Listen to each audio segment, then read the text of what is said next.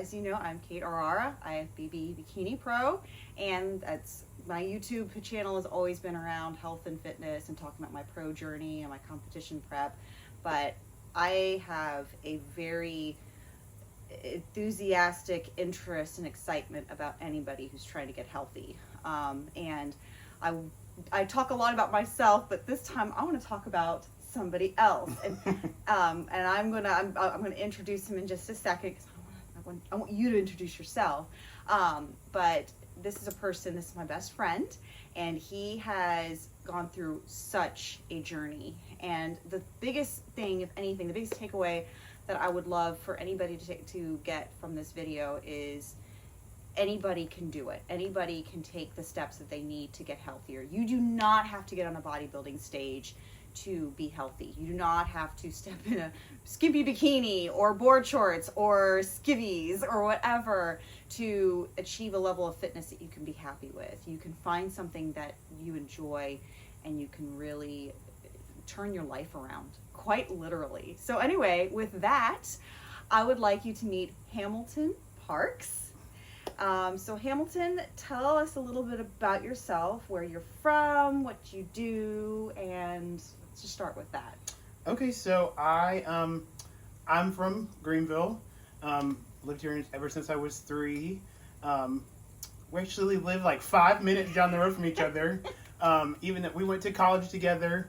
But I am a middle school assistant principal at I'm in a independent school, so we call it assistant head of school, and this is my 17th year. We're starting my 17th year of teaching little ones, and so you started when you were 5, right? So. Exactly. I mean, I think I had just turned 22 when I started teaching, so I literally was wet behind the ears. So I feel like I've been doing it forever, but yeah. So that's kind of what I do. Very much into teaching, very much into educating. So helping other people with their fitness is like big for me too, because not only have I seen what I've been able to do, but I, like you said, like anybody can do it. So I'm actually working on my certified personal trainer certification right now with NASM. I'm supposed to take my exam in about a month. Probably not ready. So this might not age very well. I don't know how that will go. I hope to pass, but even if I don't, I think I know what I'm doing. At least I think it's evident he knows what he's doing. I know a little bit of what I'm doing. So yeah, did I answer all the questions? I think so. Well, so we're actually going to rewind quite a bit, okay, because there's a lot of people that may watch this and do know you, and a lot of people that don't know you. So I kind of wanted to start really your beginning. So when was, yeah, I know. I mean, let's go back yeah, to way back. like Okay. when you first were like, I think I want to start getting healthy. Yeah, so all through college, all through high school, I mean, I was always a bigger kid. I remember my mom would have to go and buy me the hefty pants, or not, husky, not hefty, husky pants when I was growing up. I remember you dragging me to the gym in college, and I mean, I wanted to do better, but I mean, I guess it hadn't clicked just yet. And I was just kind of going along doing my thing. I remember when I graduated college, and I had to put my weight on my new ID with my new address. It said 260. And I remember, and I also remember. How tall are you? I'm 5'9.5". Okay.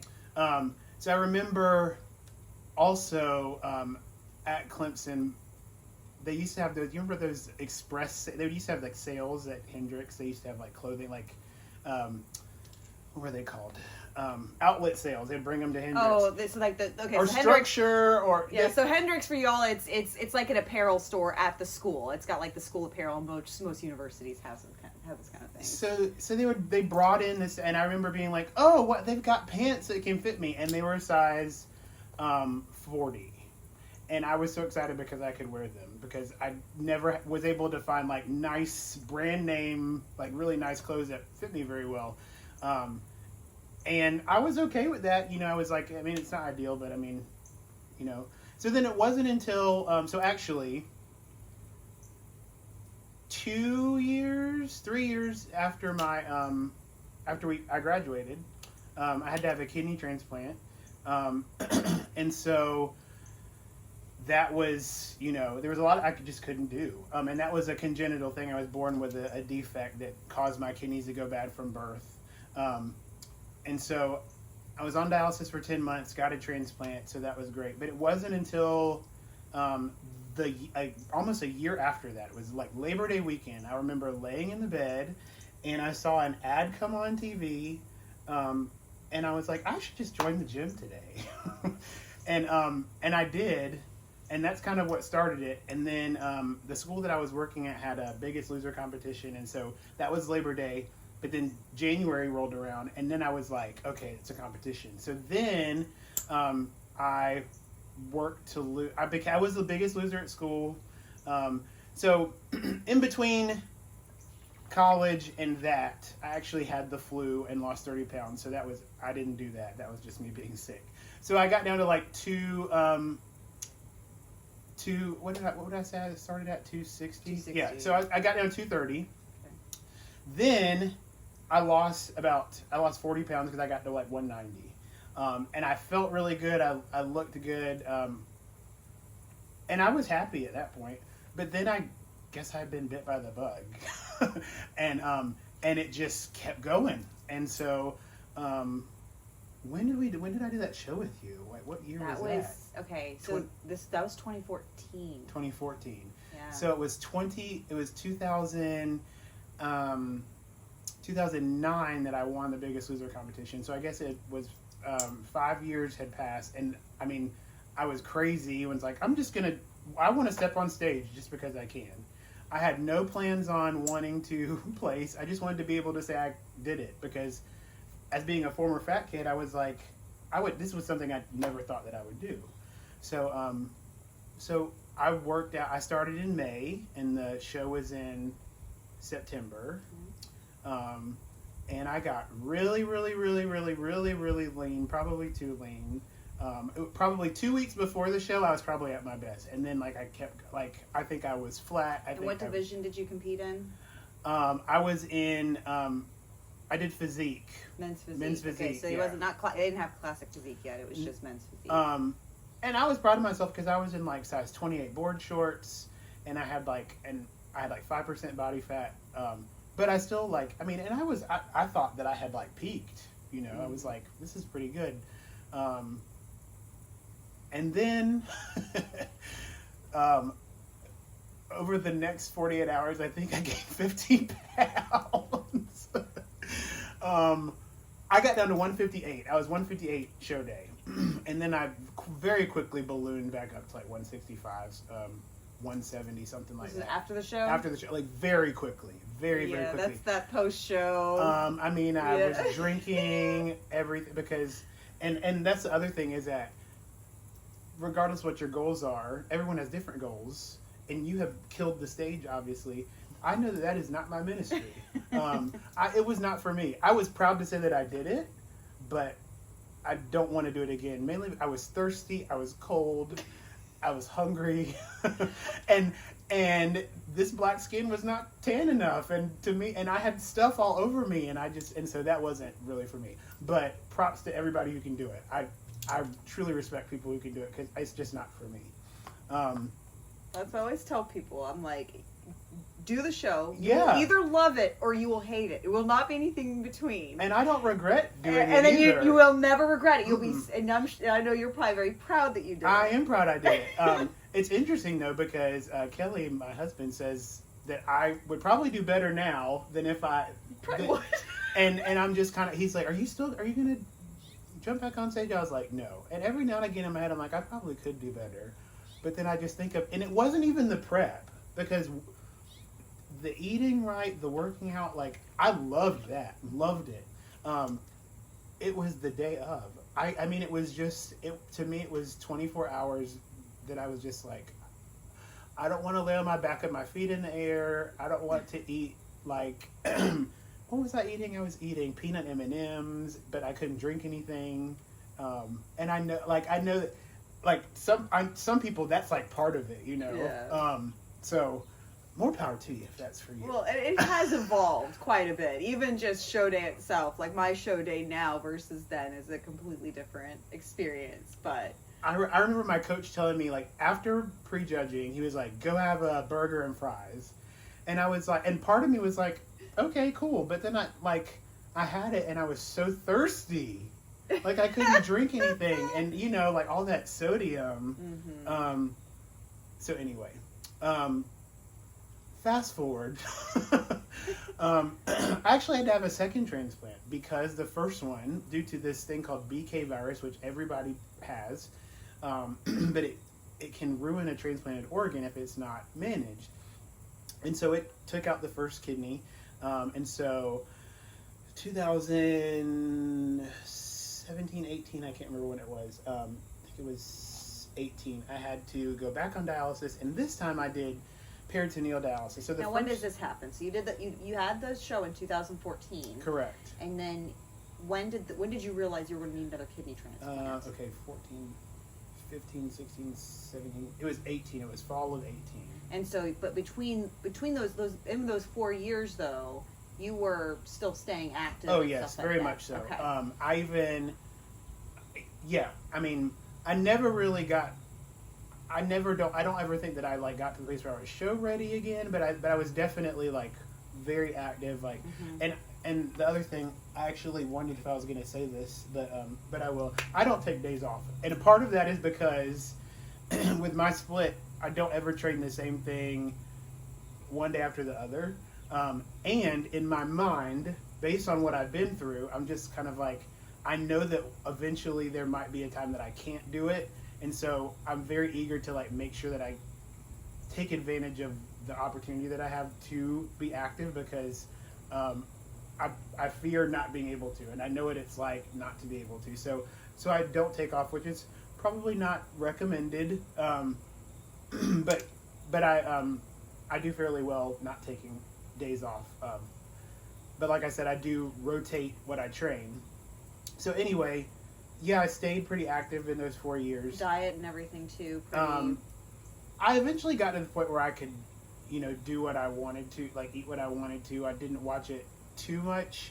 After the second transplant, I have gotten very strict again. Strict to the if you you know, I do if it fits your macros. So not incredibly strict, but I do stay within my allotment. So anyway, when I had to have when the first kidney went bad, I had to go on peritoneal dialysis. So the first time I had hemodialysis, which you would do through your arm. They would like reroute veins and arteries so that they could stick a needle in and basically filter your blood that way. But then the second time I did peritoneal dialysis, which is something you do in your sleep at home, and they do it through your stomach. So I had a port in my stomach, and all it is, it's dextrose, and it's sugar water, a sugar solution they put inside your body. And what it does, if you think about putting sugar on strawberries, it pulls the juices out. So that sugar that's in your peritoneum pulls the toxins and all of the fluid out of your body that you can't get rid of. And so 4 times a night, it would go into you, and it would sit, and the sugar would pull all the fluid and the toxins, and then it would drain out, and was uncomfortable. And again, you have to think, all that sugar, it didn't matter what I did if I wanted to work out, even though I wasn't really able to because I was just so weak and tired. But that sugar was a whole bunch of extra calories. I didn't have the joy of even eating, you know. So you doing that, if you don't do that, you basically, what happens? Well, what will happen is, we're talking about, it's essentially not being able to urinate. Like if you don't have kidneys, you can't get rid of fluid. So eventually what would happen is you would swell to the point that your blood vessels and your heart gets overtaken by all this fluid, and it has to work extra hard. So not only do toxins like potassium and phosphorus build up in your body, but you also have this extra fluid that causes your heart to work more, and you're putting on all this weight, you basically drown because there's so much fluid inside of you. So this was an every night thing, 9 hours a night. You either did this unintentional, put yourself through this weight gain, or you died. Yeah, exactly. Like there were no other options. And so I remember at first I tried to go work out doing it, and I couldn't do it, and most of that was because of so they leave fluid inside your body during the day so that you have some dialysis going on even if you're not, sleeping on the machine.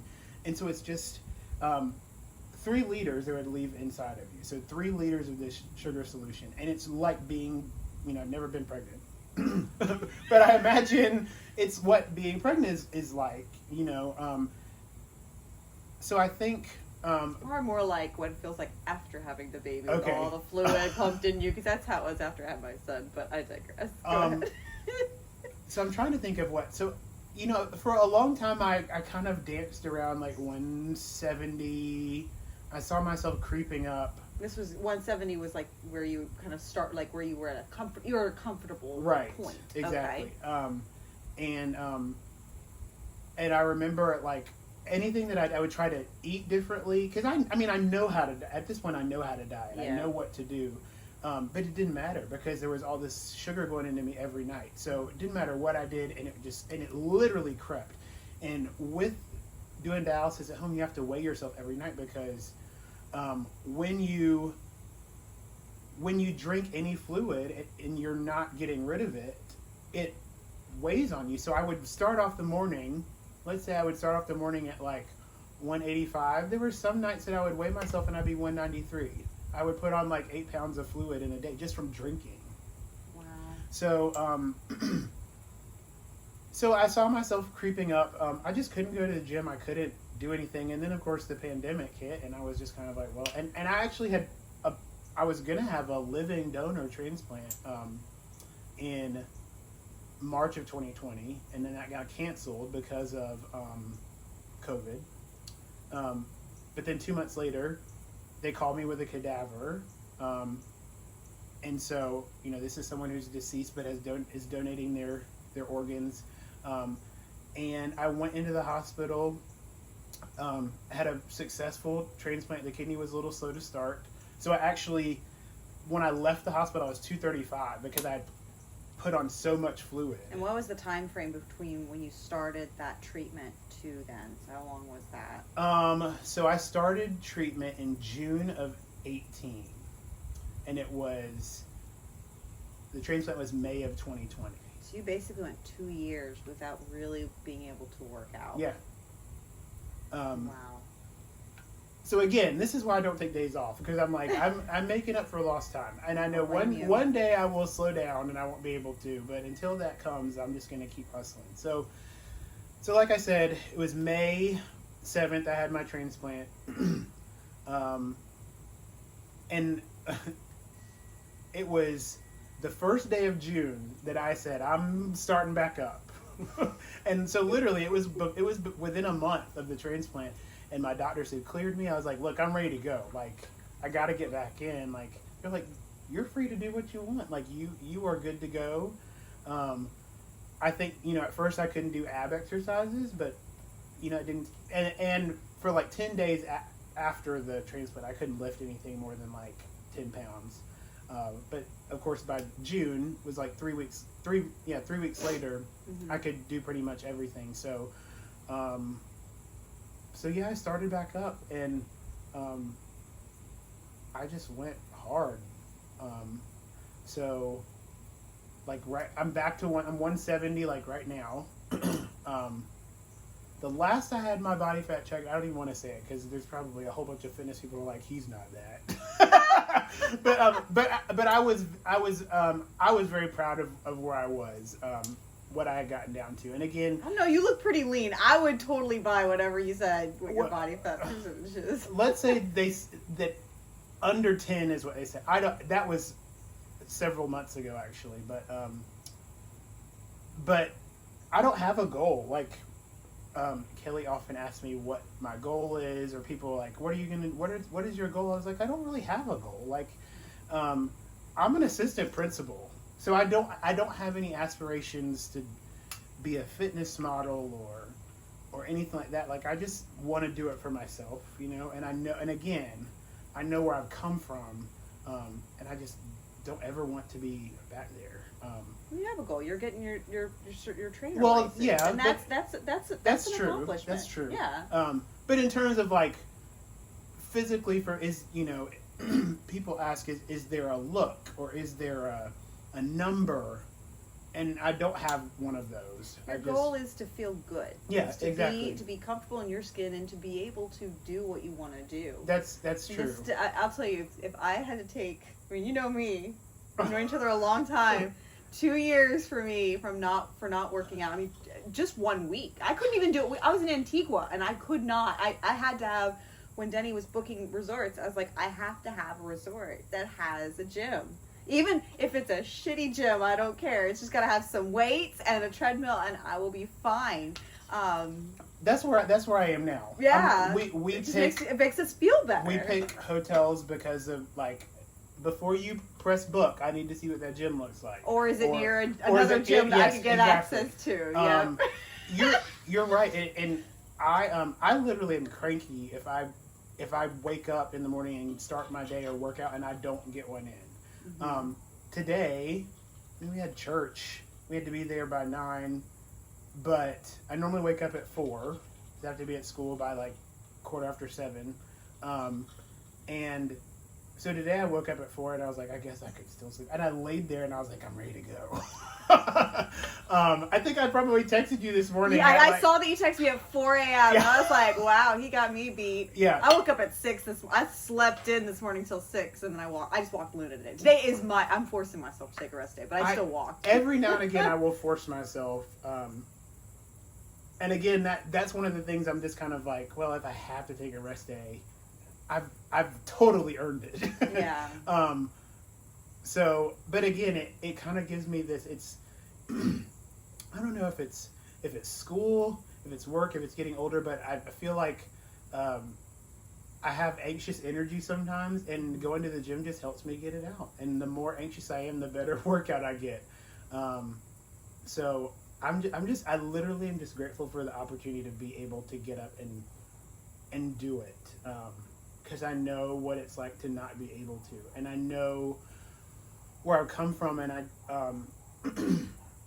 I guess that's, like you said at the beginning, like anyone can do it. That's the it is not a feat that is impossible. It is not something like, and people have their excuses and they have their reasons. But you can work through it, and I do think that it helps to have like a community. Absolutely. Because support system. Because if you're trying to do it by yourself and there's no one to bitch and moan to, or there's no one to say, man, I'm just really hungry today, or I didn't lift like I wanted to, or whatever it is that you're going through, it helps to have people who encourage you. And I know that's probably a lot of it. I mean, I've read in my studies that these outside factors really get into people sometimes, and everyone is not as intrinsically motivated as you and I are. And that's something, as a personal trainer, I'm going to have to understand, because I do have very little patience with people who are like, I don't want, like, excuses. Yeah. So I'm cognizant of that, but if you get a good community, surround yourself with people who are going to help to push you, then that really helps to. It's the support system. Yeah. People that understand where you've been. And so for me, doing, like, I this past season, I had to get to what I called death macros and death cardio. Like, the coach's like, sorry, I have to add another 10 minutes to your cardio. I'm like, all right, 2.5 hours. I got this. And I had to split it throughout the day. 2.5 hours. Yeah. But I will say, what helped is I had my friend Isabel, and I've talked about her on my channel before. Isabel, I would just go to her and be like, I got more cardio, my macros suck, and you have someone that's like, you know what, you got this. 4 weeks, 5 weeks, 3 weeks, you're almost there. And the same thing with you. It's if you're not trying to get on the stage or something like that, but if there's somebody who has been in that position where they've been overweight or having that community where someone could just go and it's like, I'm really not in the mood to do it today. I mean, I'll tell you, if I was someone in a position where I'm not in the mood to go to the gym and I texted you, like, I'm really not in the mood, well, guess what? I go because I may not be able to go one day. And I never really, I mean, you're right though, because there's gonna, especially with you, you've had a lot of health scares, and you're only 38. Yeah. Like that's, I mean, what you've gone through is more than what most people go through their entire until they're in their elder when they're old. Right. So. And that is the reason why. And how old were you when you got your first transplant? 24. And that's extremely young. I mean, I just got married like when I was 23. Yeah. So I mean, that's just super young, and that's it makes me. I mean, I've always respected you, but when you put it into perspective like that should be something that, I mean, it's you've been through a lot more than many people should have gone through at this age. And I don't. It's funny because I don't. Because I know you're right. I don't really think of it that way, just because growing up, I always knew. Ever since I was probably in middle school, I knew that like my kidneys were going to give out one day, and so I think in my mind, growing up as a kid, you don't consider what you're not going to be able to do or your incapabilities. You're very self-absorbed, and I've got my whole life ahead of me. And I remember even in college. I didn't take my medicine like I was supposed to. I've been on meds since I can remember, but I remember not taking them in college. My mom calling me and saying, "Are you taking your medicine?" I'm like, "Yeah, I'm taking my medicine." I wasn't taking my medicine. I was like, she won't see that. Sorry, Mama Parks. But like you're in college and you're just I know that you talked about your journey like. And until it clicked for you when you after freshman year, we're just in college, just living it up. You don't really think about what you're not going to be able to do. There's no calories in beer. What are you talking about? Exactly. I mean, and they're going to feed you any plates you want at Shaletta, and I mean, pasta's so much more healthy. Exactly. You get that Tiger Stripe full, and you just swipe. But yeah, there comes a point where like. You only have one body and you got to take care of it. And that's what I try to do. Somebody at church today, actually, they're like, "Are you in school?" I said, "No, I actually run a school." And so like, I do, one of the benefits, I guess, is, it keeps you young, it keeps you young. And I don't ever feel like I'm 38, even though I don't really think 38's old. But, I feel way better than I did in college, I do too. I think that the thing about, bodybuilding or just lifting weights in general, it's a thing that the longer you do it, the better you look over time. And I think, even for me, I think I've even said this before, I think I look a lot better now than when I even first started competing, just because I've developed that muscle. And the same thing with you. I mean, I remember when you first did that first cut before your first need for the kidney transplant, and you looked great then. I mean, you look even better now, and that it's funny because even in 2 years, that muscle memory did come back, and it just came back with a vengeance. I was very shocked at that, because I remember, gosh, I'll never get back to where I was. I remember saying that to myself. I was like, how will I ever get back to where I was?